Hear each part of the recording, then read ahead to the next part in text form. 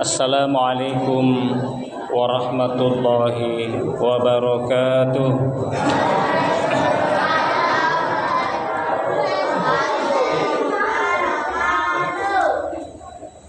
Alhamdulillah, wassalatu wassalamu ala rasulillah Sayyidina Muhammadin ibni Abdillah wa ala alihi wa ashabihi wa mawala wala hawla wala quwata illa billah. Bapak Ibu hadirin jamaah tarawih yang sama dirahmati dimuliakan Allah Subhanahu wa taala. Alhamdulillah, mari kita senantiasa memperbanyak memuji dan bersyukur atas kehadiran Allah Subhanahu wa taala. Oleh karena atas segala limpahan rahmat, hidayah dan taufiknya kepada kita sekalian, sehingga alhamdulillah kita sudah sampai pada malam yang kelima di masjid kita ini, di bulan Ramadan yang mulia, bulan yang penuh dengan keberkahan, keutamaan dan keistimewaan yang tentunya jauh berbeda dengan bulan-bulan yang lain. Oleh karena itu mudah-mudahan kita bisa memaksimalkan kesempatan yang diberikan oleh Allah Subhanahu wa taala kepada kita ini, karena tidak semua orang diberikan kesempatan untuk bertemu dengan bulan Ramadan. Mungkin ada di antara saudara-saudara kita, keluarga kita, tetangga kita, menjelang bulan Ramadan mereka dipanggil oleh Allah Subhanahu wa taala. Kita alhamdulillah masih diberikan kesempatan oleh Allah Subhanahu wa taala. Salawat dan salam kita sampaikan kepada junjungan kita yang mulia Rasulullah Muhammad sallallahu alaihi wasallam. Nabi kita sebagai suri teladan kita, panutan kita yang terbaik dalam kehidupan keseharian kita ini. Bapak Ibu hadirin jamaah tarawih yang sama dirahmati oleh Allah Subhanahu wa taala. Pada malam hari ini kita mengangkat satu judul yang berkaitan dengan keberkahan atau keutamaan di bulan Ramadan. Namun judul kita ini kita berikan judul dengan melipat gandakan kesungguhan. Jadi melipat gandakan kesungguhan di dalam bulan Ramadan. Mengapa kita melipat gandakan kesungguhan di dalam bulan Ramadan? Karena tentu kita sama-sama menyadari dan mengetahui bahwa bulan ini bulan yang penuh dengan keberkahan, keutamaan dan keistimewaan. Nabi SAW menyampaikan dalam hadisnya, "Qad ja'akum Ramadan syahrul mubarak." Telah datang di tengah-tengah kalian bulan Ramadan, syahrul mubarak, bulan yang penuh dengan keberkahan. Iftaradallahu alaikum siyamahu. Allah mewajibkan, memperdukan kepada kita ini di dalam bulan Ramadan siyam, berpuasa. Tuftahu bihi abwabul jannah. Di bulan Ramadan ini dibuka pintu-pintu surga. Itu artinya kabar gembira, berita gembira dari Allah Subhanahu wa taala melalui Rasulullah Muhammad SAW bahwa kita ini diberikan kemudahan untuk beramal, beribadah di bulan Ramadan. Wa tughlaqu fihi abwaabul jahannam.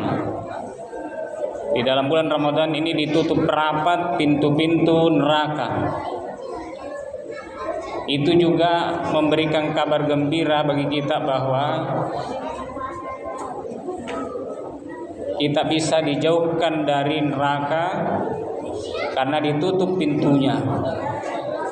Kenapa bisa? Karena di bulan Ramadan ini kita melipat gandakan amal ibadah kita kepada Allah Subhanahu wa taala. Wa tughallu bihi syayatin. Bahkan setan-setan di bulan Ramadan ini dibelenggu. Makanya kalau tidak ada, maksudnya kalau ada orang yang masih malas-malasan di bulan Ramadan, berarti itu dipertanyakan. Kenapa? Karena tidak ada setan lagi yang mengganggu kita, menggoda kita, menghalangi kita untuk beribadah. Bahkan tidak ada setan untuk menyuruh kita untuk melakukan kemaksiatan, dosa dan lain sebagainya. Fihi lailatun khairum min alfi syahrin.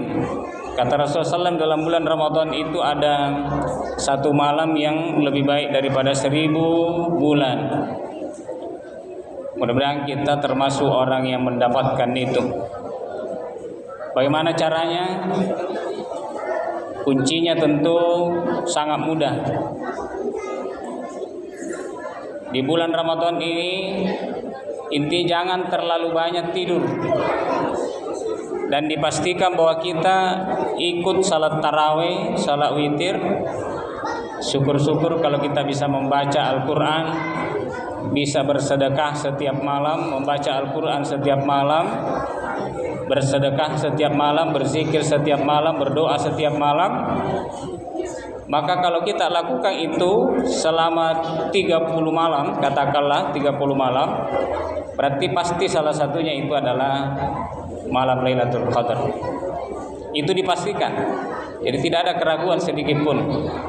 Jadi intinya kalau kita menjaga 30 malam itu, setiap malamnya kita melakukan ibadah, kita bersungguh-sungguh, maka yakin dan percaya bahwa pasti kita mendapati salah satunya itu adalah malam Lailatul Qadar. Sekalipun kata Rasulullah SAW, kita dianjurkan untuk menjaga di 10 malam terakhir. Makanya di 10 malam terakhir itu ada salah satu sunnah Rasulullah SAW, yakni iktikaf. Jadi salah satu hikmah dari iktikaf itu adalah tentu menjaga amalan di malam-malam terakhir itu. Karena iktikaf itu tentu bukan tidur. Ya, kalaupun tidur artinya hanya sekedar untuk menghilangkan rasa kantuk yang sangat.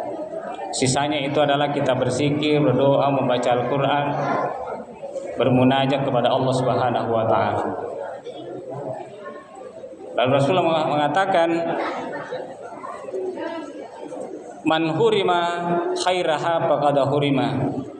Jika ada orang yang tidak mendapatkan kebaikan di bulan Ramadan, tentu itu adalah sungguh kecelakaan. Artinya bahasa kita itu barangkali bahasanya begini, mustahil kita tidak mendapatkan kebaikan di bulan Ramadan selama kita bersungguh-sungguh menegakkan amalan-amalan di bulan Ramadan, baik di siang harinya maupun di malam harinya. Makanya melipat gandakan kesungguhan itu adalah harus kita lakukan. Maka itulah kebiasaan Rasulullah SAW dan para sahabat atau para salafus soleh, orang-orang terdahulu di kalangan kaum muslimin. Di bulan Ramadan itu melipat gandakan kesungguhan. Jadi Ramadan itu bukan bulan di mana kita bermalas-malasan, bukan dengan alasan karena kita berpuasa, kita lapar, lemah fisik dan lain sebagainya. Jadi tidak seperti itu. Mengapa? Karena bulan Ramadan ini tentu satu kali dalam satu tahun ini, dari antara 12 bulan ada satu bulan ini yang bulan Ramadan, dan kita belum tentu, tidak ada jaminan untuk bertemu dengan bulan Ramadan berikutnya. Memang kita berdoa kepada Allah Subhanahu wa taala tentunya bahwa mudah-mudahan kita masih dipertemukan lagi, dipanjangkan umur lagi oleh Allah Subhanahu wa taala. Tapi tidak ada jaminan. Jadi bersungguh-sungguh kalau kita kembalikan kepada asal katanya dalam bahasa Arab, bersungguh-sungguh itu satu akar kata dengan kata jihad. Jahada yujahidu jihadan. Jadi kata jihad itu artinya bersungguh-sungguh. Itu juga digunakan oleh ulama dalam berijtihad. Jadi kata ijtihad juga itu berasal dari asal katanya itu adalah jihad juga, jahada. Artinya bersungguh-sungguh. Makanya pilihan katanya itu memang pilihan kata yang khusus. Jadi kalau dikatakan jihad, maka itu artinya mengerahkan seluruh daya upaya, kesungguhan, segala potensi kita kerahkan, segala kemampuan kita kerahkan, itu namanya jihad. Makanya Ramadan juga sering disebut dengan istilah bulan perjuangan, bulan jihad.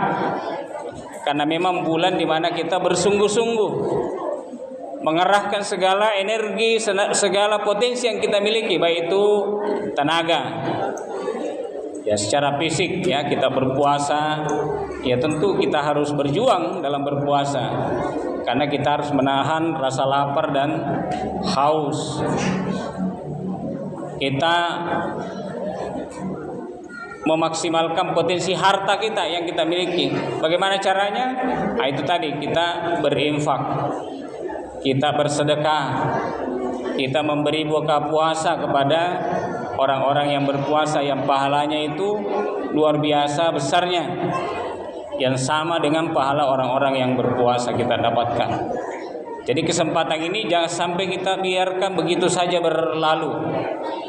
Menghafal Al-Quran, maksudnya membaca Al-Quran, ya, membaca Al-Quran juga bagian dari salah satu amalan yang sangat besar yang perlu kita bersungguh-sungguh di bulan Ramadan.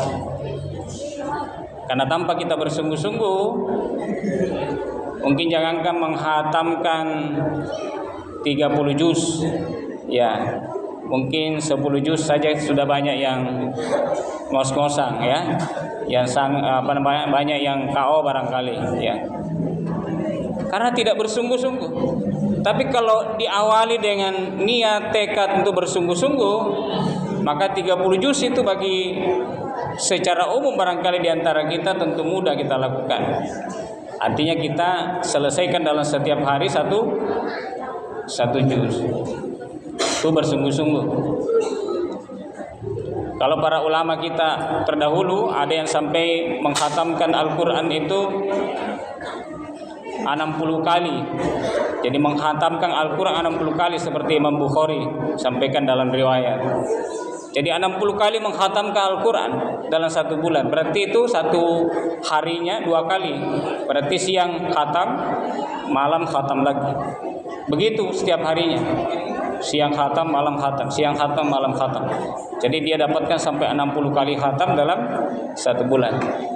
Nah, kalau kita mungkin 1 kali khatam sudah lumayan, ya. Hadirin jamaah tarawih yang sama dirahmati dimiliki Allah Subhanahu wa taala. Itulah jihad bersungguh-sungguh. Jadi jihad itu memang pengertiannya dari asal katanya ini memang ada yang satu pengertiannya secara bahasa yang artinya bersungguh-sungguh. Bersungguh-sungguh beramal, bersungguh-sungguh beribadah, bersungguh-sungguh melakukan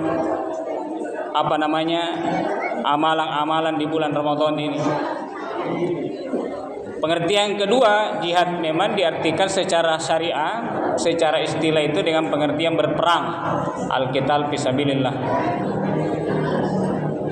Jihad ini Bahkan di masa Nabi SAW bersama dengan para sahabat itu juga dilakukan di bulan Ramadan. Jadi bayangkan Bapak Ibu hadirin, jamaah tarawih yang sama dirahmati Allah Subhanahu wa taala. Kalau kita mungkin berpikir bagaimana ini kita lapar, kita puasa, fisik lemah. Tapi itu juga dilakukan. Contohnya perang Badar. Perang Badar itu terjadi pada tahun kedua Ramadan, tahun pertama Ramadan. Karena tahun kedua terjadi perang Badar. Itu pada 17 Ramadan. Ya, 17 Ramadan itu meletus perang Badar. Yang disampaikan di dalam riwayat itu pasukan orang-orang kafir Quraisy itu berjumlah 1.000 orang dan dari kaum muslimin itu sekitar 313 orang, 313. Ya. Tapi karena pertolongan Allah Subhanahu wa taala, maka perang itu dimenangkan secara mutlak. Apalagi yang terjadi di bulan Ramadan, penaklukan kota Makkah, futuhat kota Makkah itu terjadi juga di bulan Ramadan. Jadi hadirin jamaah tarawih yang sama dirahmati Allah Subhanahu wa taala. Sampai jihad yang taruhannya itu adalah nyawa itu terjadi di bulan Ramadan dan dilakukan oleh Nabi dan dilakukan oleh para sahabat. Mengapa? Tentu karena memang setiap amalan di bulan Ramadan ini berbeda pahalanya dibandingkan dengan di luar bulan Ramadan. Maka kalau jihad dilakukan di bulan Ramadan, maka tentu pahalanya berbeda kalau jihad itu dilakukan di luar bulan Ramadan.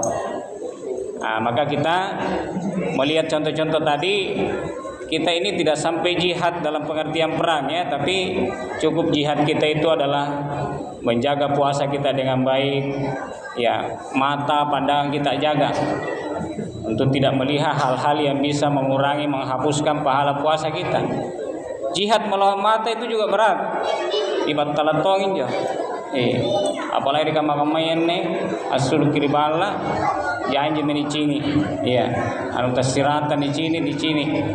Jadi batal lagi jadi tahan, jadi kendalikan, jadi tundukkan, jadi kanaya memandang menundukkan pandangan. Jihad tong aja. Iya. Melawan hawa nafsu. Itu juga jihad, mengendalikan hawa nafsu, jihad kita. Iya. Bahkan para ulama mengatakan begitu pentingnya mengendalikan hawa nafsu ini, berjihad melawan hawa nafsu ini. Para ulama mengatakan kalau kita tidak mampu melawan hawa nafsu kita sendiri, maka pasti kita tidak mampu mengalahkan musuh-musuh kita. Batuang kana sumpahin punna hawa nafsu tan ne bawangan dari kalian tata kulen nilawang la bipa na musuh-musuh tan jemai batu pantara kan. Iya. Jadi mengendalikan melawan hawa nafsu itu sangat penting. Karena itu modal awal untuk mengalahkan segalanya. Mengalahkan musuh. Untuk bisa berpuasa dengan baik, untuk bisa membaca Al-Qur'an. Kapun nama aja tu tak kurang nampak mita si barisi dibaca rombarisi tadodo maki. Karena itu ada semua pengaruhnya. Ya, tapi kalau kita bersungguh-sungguh, maka insya Allah semuanya itu akan mudah kita lakukan. Yang terakhir tentunya adalah yang tidak kalah pentingnya, tentu mari kita bersungguh-sungguh berusaha untuk terus memperjuangkan dan menggelorakan perjuangan untuk menegakkan hukum-hukum Allah Subhanahu wa taala, menegakkan syariat Islam di muka bumi ini, karena tidak ada cara lain untuk menyelamatkan kehidupan umat manusia di bumi ini, termasuk di bumi Indonesia ini, kecuali dengan tegaknya hukum Allah Subhanahu wa taala. Karena tingginya angka kriminalitas, kejahatan yang terjadi di tengah-tengah masyarakat itu akibat karena kita meninggalkan syariah Islam. Bayangkan datanya Bapak Ibu, angka kriminalitas yang terjadi di Indonesia, kejahatan itu menurut data yang dikeluarkan terakhir saya baca itu setiap 56 detik itu terjadi kejahatan di Indonesia. Jadi setiap 56 detik terjadi kejahatan. Itu beda sedikit dengan di Amerika. Di Amerika itu setiap 25 detik terjadi kejahatan. Kalau di Indonesia itu datanya saya baca setiap 56 detik. Jadi rata-rata kejadian itu antara 300.000 kasus sampai 500.000 kasus setiap tahun. Bayangkan. Termasuk pencurian, pembunuhan, penganiayaan dan lain sebagainya. Ya. Padahal kalau kita lihat di masa Rasul SAW, karena yang diterapkan adalah hukum Islam, syariat Islam. Kalau saya tidak salah baca itu, kasus pencurian itu kalau bukan 1 kali hanya 2 kali itu terjadi. Itulah maknanya Islam itu sebagai rahmatan lil alamin. Artinya kalau syariah Islam itu diterapkan, maka dunia ini aman, bumi ini aman, bumi ini penuh dengan keberkahan. Karena itu janji Allah Subhanahu wa taala. Walau anna ahlal qura amanu wattaqau lafatahna alaihim barakatim minas sama'i wal ard. Seandainya kata Allah Subhanahu wa taala, penduduk suatu negeri itu mereka beriman dan bertakwa.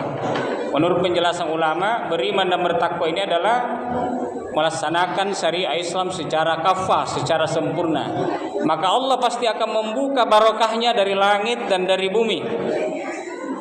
Nah, itulah barokahnya kita lihat. Misalnya di masa Nabi, kejahatan sangat sedikit terjadi. Kalaupun terjadi, itu juga mudah diselesaikan. Ya, kalau sekarang tingkat kriminalitas kejahatan sangat tinggi, luar biasa, seolah-olah tidak bisa diselesaikan. Ya, semakin dilawan, semakin menjadi baik, menjadi jadi. Ya. Kita lihat misalnya angka korupsi yang terjadi, ya sampai dikatakan Liga Korupsi Indonesia. Ya, biasanya itu Liga Sepak Bola Indonesia, ini Liga Korupsi Indonesia. Ya, yang peringkat teratasnya itu adalah korupsi Pertamina yang mencapai 869 triliun. Ya, hampir 1.000 triliun. Ya, dana haji juga dikorupsi, hampir 1 triliun juga. Nah, itu jamaah sekalian dirahmati Allah Subhanahu wa taala. Iya. Jadi tanpa syariat Islam itu betul-betul kita hidup dalam keadaan yang banyak sekali masalah, ya, banyak masalah. Makanya Kementerian Agama itu mengeluarkan bahwa beberapa data di kota-kota besar di Indonesia banyak sekali permintaan yang istilahnya itu diska itu dispensasi nikah. Misalnya dicontohkan itu beberapa kota besar, misalnya di Surabaya. Di Surabaya itu setiap tahun hampir 15 ribu kasus permintaan diska. Diska itu maksudnya dispensasi nikah, menikah di bawah 19 tahun. Di situ alasannya kenapa dia minta dispensasi nikah, minta dinikahkan karena belum cukup umurnya. Dan alasannya kenapa dipaksakan menikah dengan belum cukup umurnya? Karena sudah hamil di luar nikah. Nah, itu contoh yang kita sampaikan bahwa kita memang butuh syariah Islam agar negeri kita ini barokah, negeri kita ini aman, negeri kita ini baik, mendatangkan ridha dan berkah dari Allah Subhanahu wa taala. Saya kira itu yang kita sampaikan pada malam hari ini. Bapak Ibu hadirin, saya mengajak kepada Bapak sekalian, marilah kita melipat gandakan kesungguhan kita di bulan Ramadan. Jadi Ramadan ini bukan bulan di mana kita bermalas-malasan, bukan bulan di mana kita biasa-biasa saja, tapi bulan ini adalah bulan jihad. Jihad dalam pengertian bahasa bersungguh-sungguh maupun seandainya bisa dalam pengertian yang sesungguhnya, artinya perang juga bisa seperti di Gaza dan Palestina. Mudah-mudahan memberikan manfaat. Hadanallahu wa iyyakum ajmain. Assalamualaikum warahmatullahi wabarakatuh.